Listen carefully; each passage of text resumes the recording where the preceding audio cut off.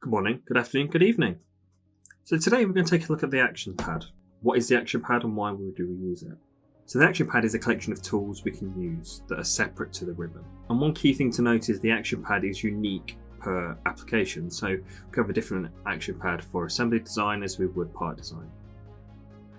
So the first obvious question is, how can I enable the action pad? So to enable the action pad, right click on the background anywhere in CATIA and say action pad, and this will show us the action pad. Now, as you can see here, I'm just going to switch from assembly design to part design, and you'll see that my tools changed now depending on the environment that I'm in. The good thing about the action pad is it's not static and we can customize this. Okay, so right click in empty space on the ribbon, we can go into customize mode. And once we're in customize mode, you see that all my icons are now gone to this kind of grey colour. I can drag, change the order of them, I can move them around. I can drag the tools off the action pad, that will get rid of them.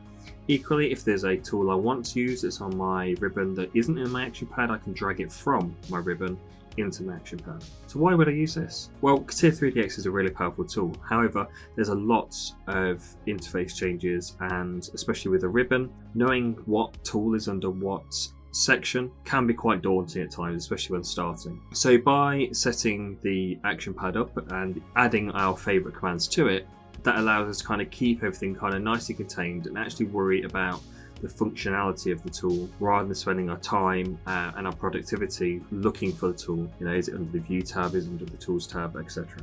Thanks for watching. If you found this useful, please leave a comment below and like and subscribe to the channel. Connect with me on LinkedIn for more CATIA tips and tricks.